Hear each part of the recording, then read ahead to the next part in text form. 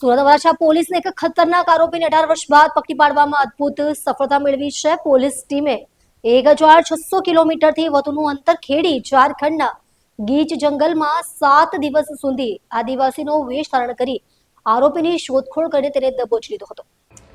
Police સૂત્રો પાસેથી મળતી માહિતી અનુસાર આરોપીનું નામ રાજેશ ઉર્ફે રાકેશ રોશન પુત્ર જયરામ રાય છે. તેણે વર્ષ 2008માં વરાછા વિસ્તારમાં માત્ર 50 રૂપિયાની ઉઘરાણીને લઈને બબલુ નામના વ્યક્તિની નિર્દયતાપૂર્વક હત્યા કરી નાખી હતી. હત્યા બાદ ત્યારથી જ આરોપી ફરાર થઈ ગયો હતો અને પોલીસ તેને વોન્ટેડ જાહેર કરીને તેની શોધમાં હતી.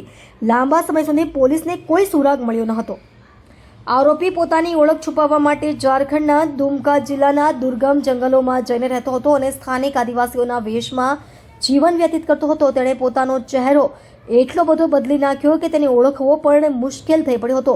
જોકે વરાછા પોલીસની એક ખાસ ટીમને તેના છુપાયેલા હોવાની માહિતી મળતા ટીમે ઝારખંડમાં ધામો નાખ્યો હતો. પોલીસ કર્મચારીઓએ પણ પોતાનો વેશ બદલીને સ્થાનિક આદિવાસીઓની જેમ રહેવાનું શરૂ કર્યું હતું. આખરે 7 દિવસની કડક વોચ અને કામગીરી બાદ પોલીસે આરોપીને દુમકા જિલ્લાના જંગલ વિસ્તારમાંથી ઝડપી પાડ્યો હતો.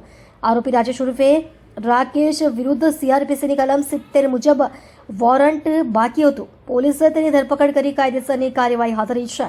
આ શોધખોળમાં પોલીસની મહેનત અને સમર્પણને કારણે 18 વર્ષ જૂના ગુનામાં પીડિત પરિવારને ન્યાય મળી શકશે એવી આશા બંધાઈ છે. પોલીસ વિભાગે આ ટીમના સાહસ અને કર્તવ્ય નિષ્ઠાની પ્રશંસા કરી છે.